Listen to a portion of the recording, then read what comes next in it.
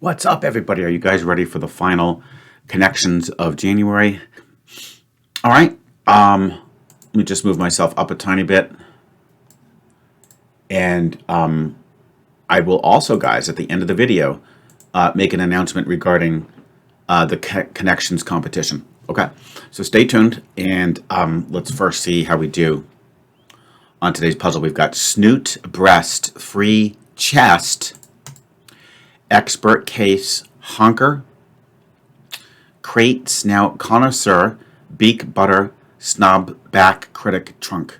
So I went straight for breast and chest, thinking that we would have more words in that category, but I think that it sort of dies out after chest. Okay, that was probably just there to distract the guys.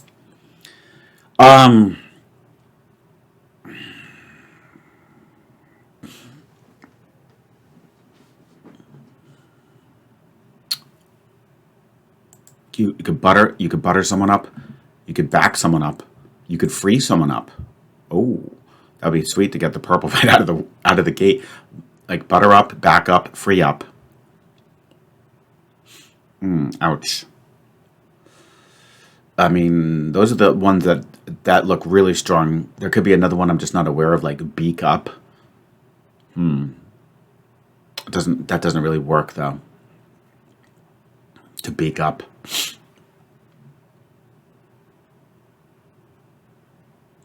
Oh.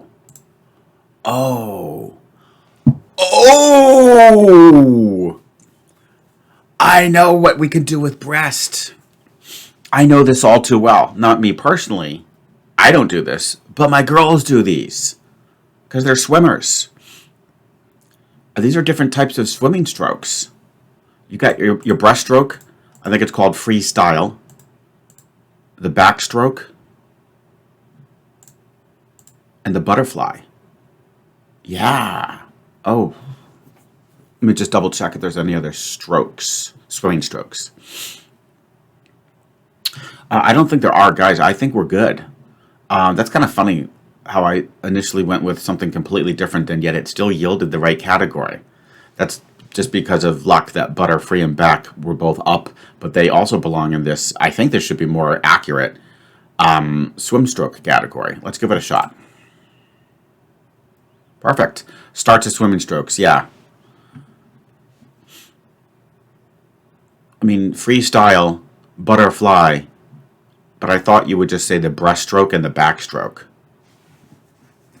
So, I mean, I think we're fine. Perfect. Awesome. Connoisseur jumps out. It's interesting. It's the longest word. It could be some wordplay, or it could just be exactly what it means, because you've got a connoisseur. That means you're an expert. That means you're a critic. And I'm not crazy about snob, but because snob has negative connotations, whereas connoisseur, not really. But nothing else would really go. So he's an expert, he's a critic, he's a snob, but in the sense that he just like a snob collector of paintings, I could imagine. Like, yeah, that works actually, because he'll only want the very best, right? But again, it has a fairly strong negative connotation, but he wants the very best. So I'm still okay with that. Would this be somebody who is very demanding, or, yeah, just a connoisseur, demands the very best? An expert, though. So also demands the very best and also very knowledgeable in a particular field. Something like that. Yeah, I mean, demanding, you have discerning tastes. I think we're good.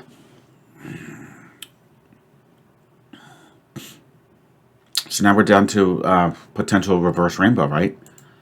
A chest, a crate, a case, and a trunk. That's very easy. I have no idea why I didn't see that first. I think I was just too glued to the breast. So let's go with that's very easy. Those are just synonyms for like containers.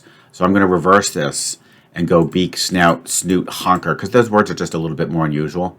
Obviously, these refer to your nose, like either a person's nose, I guess, or an animal's nose. I haven't heard of honker ever used for an animal. It could be. Snout for sure, like a pig. But I think we can just call these noses either for people or animals. Schnoz. Okay. Guys, I think you're going to have to brace yourselves for a KW coming up because these are definitely just all synonyms for a container. Yeah. Storage containers. So, very good job. Look at that, guys. The percentage. It's going to take a lot of work to bring that back up to 95, but the streak of 32 certainly is helping. Wow, that's so cool. Man, I'd be thrilled to get back up to 79. That'd be incredible. But guys, I do think that you'll have to brace yourself because we definitely deserved one massive Kashazzle Razzle. And there you have it. Guys, here is the deal. We are going to definitely engage in a connections competition. However, I feel like it will be too demanding for me to do both connections and Wordle at the same time. So what we're going to do, and plus I want to iron out the details of connections scoring a little bit more, and I don't want to rush it.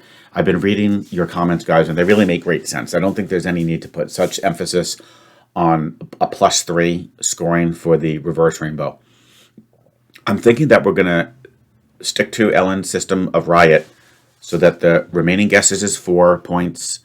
The accuracy of identifying the categories will be up to 4 points, right? You get 1 point for each category that you correctly identify.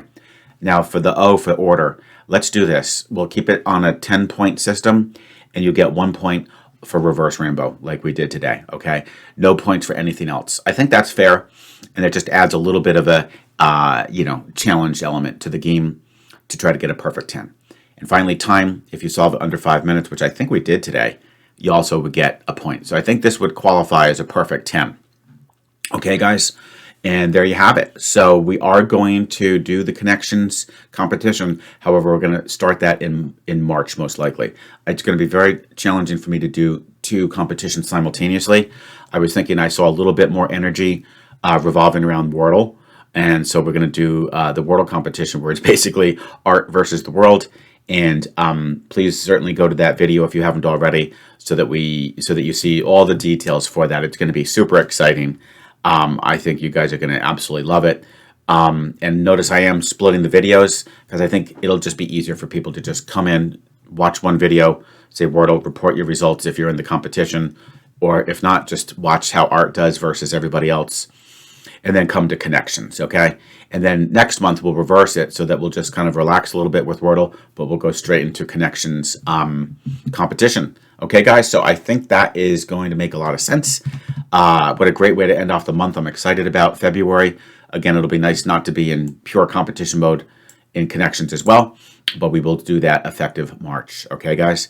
So there you have it. Hope you enjoyed. Yeah, not bad. It says 9 minutes, but I think I spent quite a bit of time talking. So hopefully I did solve this in 5 because it felt like it was a perfect score. And I will look forward to seeing you tomorrow, February 1st, for the next round of connections.